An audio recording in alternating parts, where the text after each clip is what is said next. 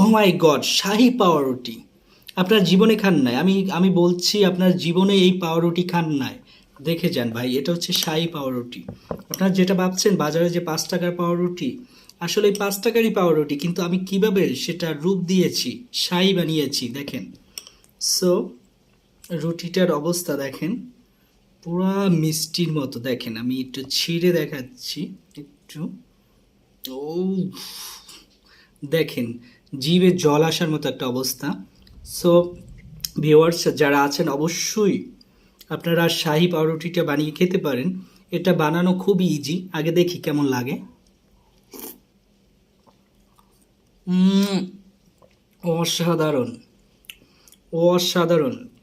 দেখা যায় আমরা বাজার থেকে অনেক সময় 5 টাকার রুটি এনে খাই, কিন্তু আমরা যদি একটু চেষ্টা করি, একটু সময় দিয়ে পিছনে, তো দেখা যাচ্ছে রুটি আর রুটি থাকবে না, রুটি হয়ে যাবে অন্যরকম অমেত্র।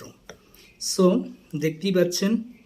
তো এটার বানানোর রেসিপিটা আমি একটু পরেই বলে দিচ্ছি, আগে একটু খেয়ে নিই। এটা কি?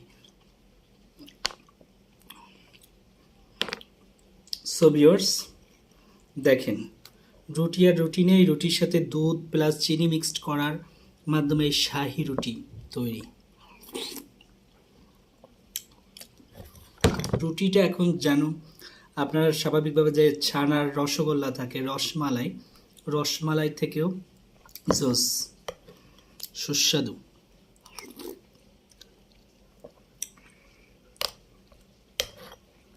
5 টাকার রুটি, দাম কত? 5 টাকা। সাথে কি করেছি, একটু দুধ চিনি মিক্সড করে তারপর গরম করে রুটিটা তার ভিতর দিয়েছি। দেওয়ার পর স্বাভাবিকভাবে আপনার রসমালাই কি বলে, তার থেকেও, এই দেখেন কি অবস্থা। আহা, শুধু খাওয়া হবে, আর কোনো কিছু নয়, শুধু খাওয়া। খাওয়াই দুনিয়া। আগে খাওয়া, তারপর সব কিছু। এই দেখেন, একটু ধারে নিয়ে দেখাচ্ছি। সো দেখেন কি অবস্থা এটার। আহ, আরো একটা আছে আমার সামনে, দেখতে পাচ্ছেন, একটু পরে খাচ্ছে এটা।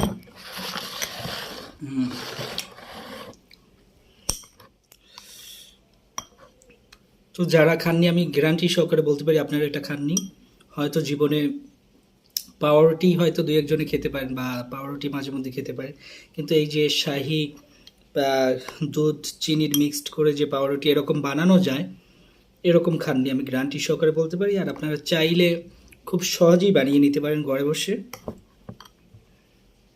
ও মাই গড, দেখেন কি অবস্থা, জিভে জল আসার মতো অবস্থা। জিভে জল এসে তো লাভ নাই, বানিয়ে খেতে হবে। আহ, কি বলবো ভাই।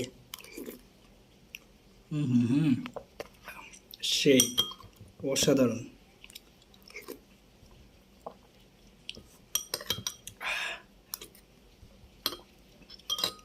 সেই টেস্ট, এক কথা অসাধারণ, সেই সেই সেই স্বাদ না, সেই টেস্ট।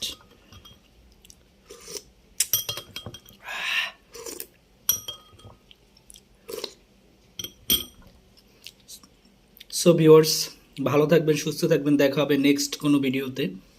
লাইক কমেন্ট শেয়ার করতে বলবেন না। আল্লাহ হাফেজ।